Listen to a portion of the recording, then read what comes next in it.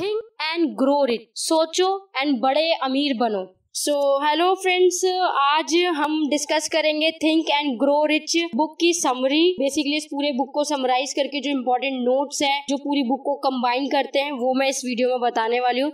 बहुत ही मजा आने वाला है क्योंकि इस बुक में आपको देखने को मिलेगा किस प्रकार हम सोचते हैं और बड़ा कर जाते हैं अपनी जिंदगी में। तो दोस्तों, आप में से जो भी बड़ा करना चाहते हैं या बड़ा करने की सोच रहे हैं, और इस वीडियो को एंड तक जरूर देखिए क्योंकि एंड में मैं आपके लिए बहुत स्पेशल और बहुत यूनिक क्वेश्चन भी पूछने वाली हूँ। तो जल्दी से शुरू कर लेते हैं हमारी ये बुक। तो थिंक एंड ग्रो रिच जो बुक है वो नेपोलियन हिल के द्वारा लिखी गई है। ये बिजनेस से रिलेटेड और लाइफ में बड़ा करने से रिलेटेड बुक है, मैं आपको पहले बता दूं। तो अगर आपको बड़ा कुछ करना है, बिजनेस करना है या फाइनेंशियल फ्रीडम चाहिए तो आप इस बुक को पढ़ें या इस समरी को भी देख लें, इससे आपको बहुत ज्यादा हेल्प मिलेगी। चलो सबसे पहले मैं इस बुक का इंट्रोडक्शन बता देती हूँ। ऑथर एक छोटा सा बच्चा था जब एंड्रयू कार्नेजी ने उन्हें अपना एक राज बताया था, एक ऐसा राज जिसकी बदौलत 500 अमीर लोगों ने अपनी किस्मत खुद लिखी। जी हाँ, अपनी किस्मत खुद लिखी। तो ये राज जो है इसको नेपोलियन हिल 20 सालों तक ढूंढता रहा और आखिर में उसे पता चला कि सक्सेस किसी भी प्रोफेशन या करियर में मिल सकती है। इसके लिए कोई जरूरी नहीं है कि भाई तुझे ये करना है तो तुझे सक्सेस मिल जाएगी या तुम ये करो तो तुम्हें इसमें सक्सेस मिल जाएगी। वो ये कहते हैं कि सक्सेस हर किसी में है और एक अनपढ़ या कम पढ़ा लिखा इंसान भी एक अमीर व्यक्ति बन सकता है। तो ये सीक्रेट लेखक अपने रीडर्स के साथ जरूर बांटना चाहते थे आखिर कैसे 500 अमीर लोगों ने अपनी जिंदगी में इतनी बड़ी सफलता हासिल की। तो सबसे पहला इसका लेसन है एक डिजायर, एक इच्छा। एक डिजायर, एक इच्छा। इसका मतलब है जब आप किसी चीज को पूरे दिल से चाहते हो तो वो हकीकत बन के आपके सामने जरूर आती है। अपने सपने के बारे में लगातार सोचने से आप उसे पाने के लिए रास्ते ढूंढ सकते हो। एक टर्म है जिसे मनी कॉन्शियसनेस कहते हैं, जिसका मतलब है पैसे के पीछे दीवाना होना। यानी आपके मन में खूब पैसा कमाने की इच्छा होनी चाहिए, डिजायर होना चाहिए।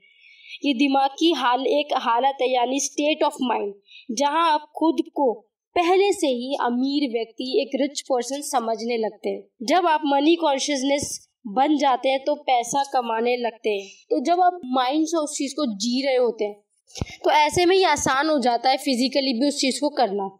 नेक्स्ट लेसन है आस्था या विश्वास, यानी कि फेथ। एक ऐसी ताकत है इस यूनिवर्स में जो हमें उन चीजों के पास ले जाती है जिन पर हम यकीन रखते हैं। जब हमें पॉजिटिव ख्याल आते हैं, पॉजिटिव माइंड होता है तो हमारे साथ खुद ही सब कुछ पॉजिटिव होने लगता है। लेकिन जब हम नेगेटिव सोचते हैं तो बुरी चीजें अपने आप होने लगती है। देखा जाए तो बैड लक या बुरी किस्मत जैसी कोई चीज नहीं होती, बस हम किसी चीज पर यकीन कर लेते हैं, किसी मेंटालिटी पे, किसी थॉट पे, और उसी को रियल मानकर हम जीने लगते हैं। तो बेसिक सी बात है, जो हम बनना चाहते हैं उस पर बिलीव रखिए, भरोसा रखिए।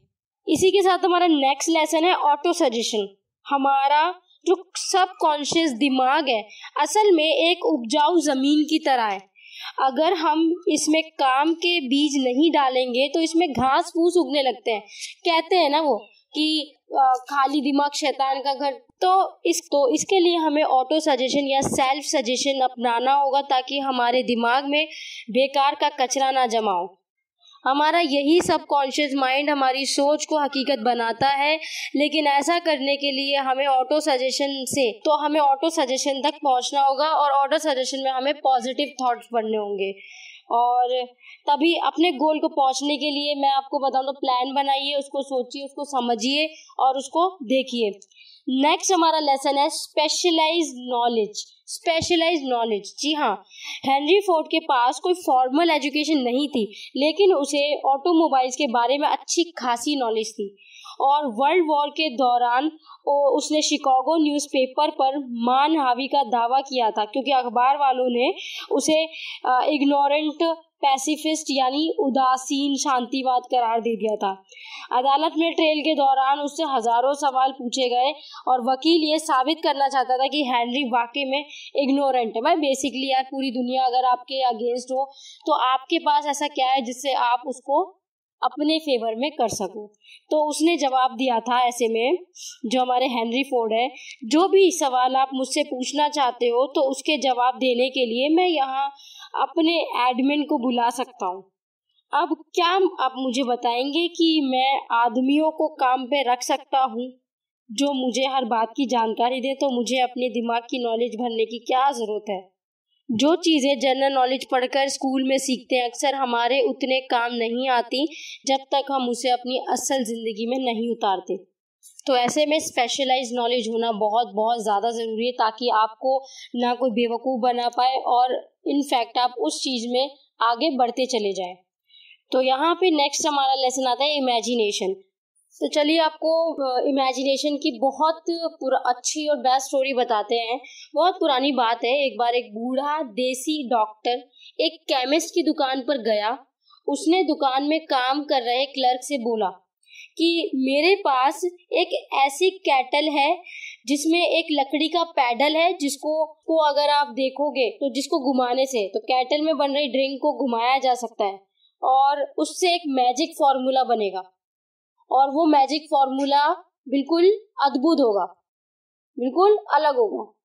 तो इन तीनों चीजों का इस्तेमाल करके वो क्लर्क अमीर बन सकता है, लेकिन इसके लिए उसे उस क्लर्क को, उस डॉक्टर को $500 देने होंगे।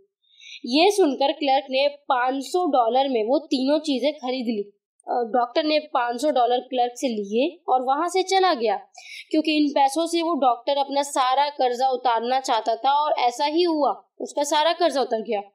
अब यहाँ बात करते हैं उस क्लर्क की। उस जवान क्लर्क ने अपनी लाइफ की सेविंग उस फॉर्मूले में इन्वेस्ट की थी। उसने उस कागज में लिखी चीजों को मिक्स किया और एक मैजिक फॉर्मूला बनाया, जैसा कि उसे बूढ़े डॉक्टर ने कहा था।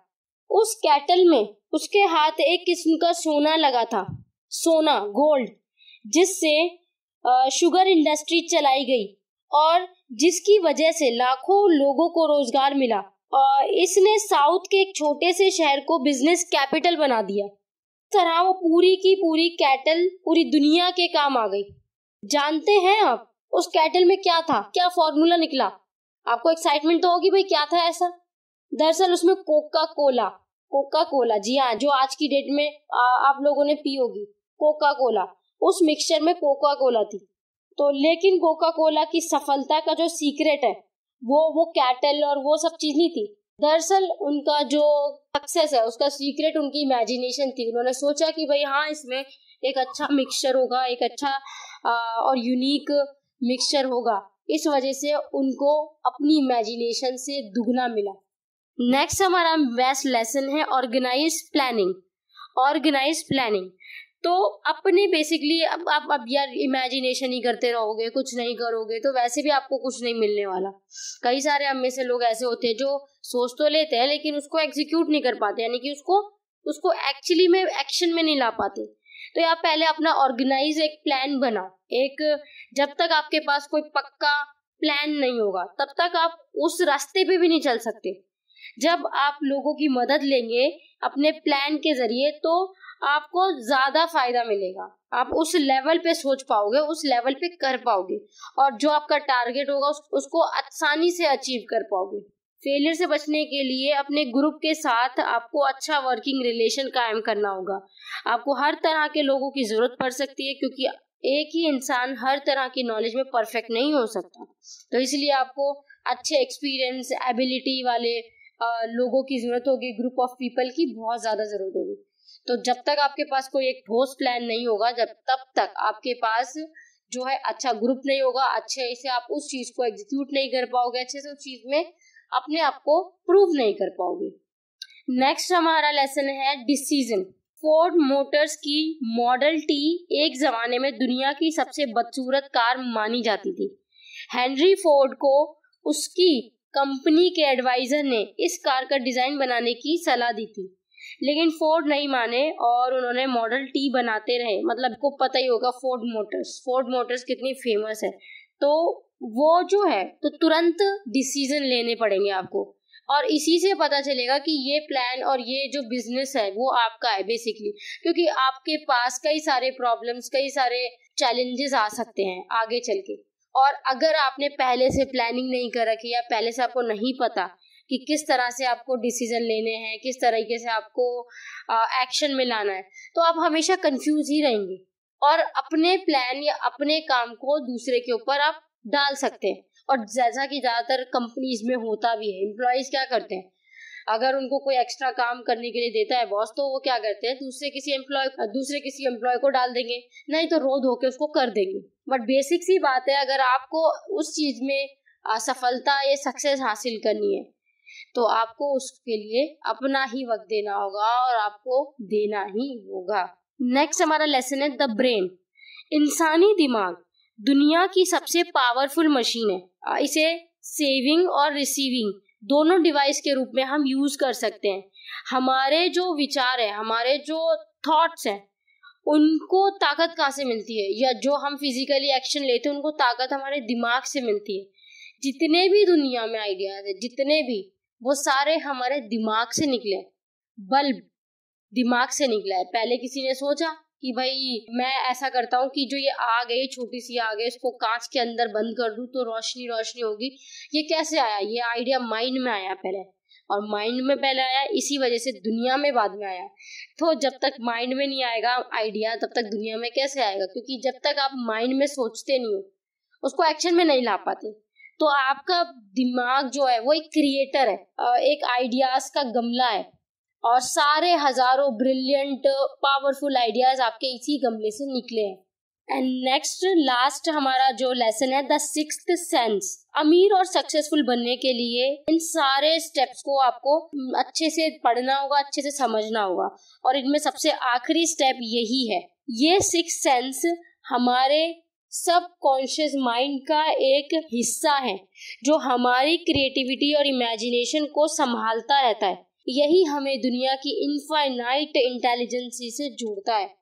हमारा सिक्स्थ सेंस न केवल हमें क्रिएटिव आइडियाज देता है, बल्कि कई बार आने वाले खतरों का भी इशारा देता है। कई बार जब हम किसी चीज में बहुत इन्वॉल्व होते हैं तो उसके आने वाले फ्यूचर प्रॉब्लम्स या फ्यूचर स्टेप्स को हम पहले से ही नोटिस कर लेते हैं। तो वो पहले से नोटिस हमारा सिक्स्थ सेंस करता है, जिसे हम इनफाइनाइट इंटेलिजेंस पावर कहते हैं, जो दुनिया की हर चीज के कण यानी एटम में होती है। इसके अंदर पूरे ब्रह्मांड की एनर्जी होती है। यही वो शक्ति है जिससे पानी हमेशा नीचे की ओर ही बहता है। रात के बाद दिन निकलता है और सर्दी के बाद गर्मी आती है। इसी वजह से ब्रह्मांड की हर चीज एक दूसरे से किसी ना किसी रूप से जुड़ी हुई है। हम भी अपनी सिक्स्थ सेंस की प्रैक्टिस करके खुद को इनफाइनाइट इंटेलिजेंसी से जोड़ सकते हैं। जैसा कि सभी जीनियस करते हैं, हम भी अपने सपनों को मटेरियल फॉर्म यानी हकीकत बना सकते हैं। मटेरियल बनाने के लिए सोचे, इमेजिनेशन हमने पहले बना दिया, उसके बाद उसको मटेरियलिस्टिक करना है। क्योंकि हम इंसानों के पास ही सपने होते हैं, इच्छाएं होती हैं जो हमारे दिमाग को डोमिनेट कर सकती हैं और डोमिनेट करती भी हैं। हम अपनी हार या जीत खुद से चुन सकते हैं और अपनी सोचने की पावर से अपनी सक्सेस हासिल कर सकते हैं। सक्सेस का रास्ता हमारे सपनों से ही शुरू होता है। जैसे जैसे आप इन सारे स्टेप्स को पढ़ते जाएंगे, आगे बढ़ते जाएंगे, उसी तरीके से आपको अपने रास्ते मिलते जाएंगे। इन सारे स्टेप्स के जरिए देखिए आप क्या है धीरे धीरे करके समझ पाएंगे कि एक्चुअली में आप क्या कर रहे हैं, क्या करने वाले हैं, क्या कर सकते हैं। ये मैंने बहुत शॉर्ट समरी बताई है आपको इस बुक की, बहुत ज्यादा शॉर्ट बताई है, बहुत ज्यादा शॉर्ट स्टेप्स भी बताए हैं। कई सारे और भी स्टेप्स थे, बहुत शॉर्ट स्टेप्स बताए हैं, और इन्हीं स्टेप्स को आप कवर कीजिए। अगर आपको समझ नहीं आए तो दोबारा से आप देख सकते हैं वीडियो को, नो प्रॉब्लम। और यहाँ पे मैं आपको लास्ट में यही बताऊंगी कि इन सभी स्टेप्स का बाप है सिक्स्थ सेंस। आपको सबसे पहले स्टेप से शुरुआत करनी होगी और लास्ट में इस सेंस तक पहुंचना होगा, और जब आप पहुंच जाओगे तो आप डेफिनेटली सक्सेस हासिल कर पाओगे। तो दोस्तों, आपको कैसी लगी हमारी ये book think and grow rich? काफी अच्छे से मैंने ये वीडियो की समरी प्रोवाइड की है, और कमेंट कीजिए किस टॉपिक पे या किस बुक पे आपको नेक्स्ट समरी चाहिए, और कैसा लगा ये वीडियो, इसमें आपको क्या इम्प्रूवमेंट मिली या आपको अपने लिए क्या नया मिला, वो आप जरूर बताइए। तो thank you for listening and stay home, stay healthy.